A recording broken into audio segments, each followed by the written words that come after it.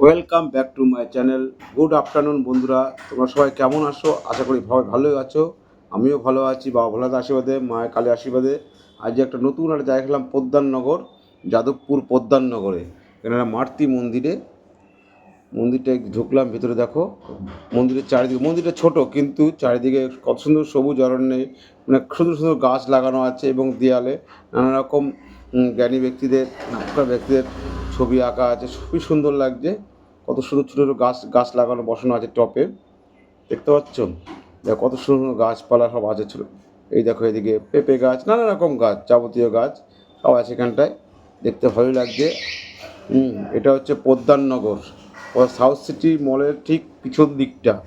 এটা যাদবপুর, কলকাতা 32, বুঝেছো? মারতি মন্দির দেখতে পাচ্ছ বন্ধুরা সবাই। ভাবলাম এই মন্দিরটা, রাস্তায় যাচ্ছিলাম দেখে আমার খুব পছন্দ হলো, চলো একটু মাকে একটু দর্শন করে নিই। এই যে চলে আসলাম মায়ের কাছে। মা এখানে আছে, সঙ্গে তার পাশে সরস্বতী আছে। দেখো মাকে দর্শন করলাম। সবাই মুখে একবার জয় মা কালী, জয় মা কালী বলো। দেখো চলে আসলাম বন্ধুরা, মাকে দর্শন। মা কত সুন্দর সাজে, সে সোনা গয়না দিয়ে সাজানো আছে মাকে। ছোটো মা বলে, এখানে কি ছোটো মা বলে, তাই আমি ছোটো মা বললাম। ঠিক আছে, দেখো খুবই সুন্দর। মায়ের এই দৃশ্যটা সবসময় দেখা যায় না। পাশে সরস্বতী আছে, লক্ষ্মী আছে, সবাই আছে এখানটায়। আমার তো মন্দিরটা ছোটোর মধ্যে, মানে আমি প্রথমে ভেবেছিলাম একটা বাড়ির মন্দির, তারপর দেখলাম না একটা মন্দির। এখানে সবাই পাড়ার লোকজন এসে পুজো টুজো করে, তাই সব কিছু ভালোই লাগলো। মন্দিরটা ছোটোর মধ্যে, মন্দিরের চূড়া করা নেই, ওই জন্য বুঝতে পারিনি না মন্দির। পরে দেখলাম না, দেখলে মনে করে বাইরেতে দেখলে মনে করে একটা কারো বাড়ি, একতলা বাড়ি করা, কিন্তু মায়েরই বাড়ি এটা, সেটাই পরে বুঝলাম।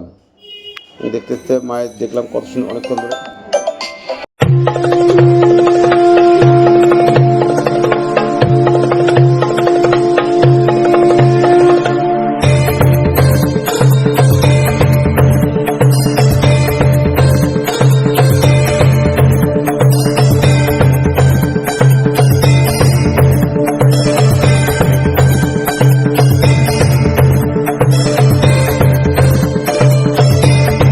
তারপরে তোমাদের ভিডিওটা ভালো লাগলে কী করবে? লাইক, কমেন্ট, শেয়ার, এবং যদি আরও বেশি ভালো লাগে চ্যানেলটাকে সাবস্ক্রাইব করে দিও।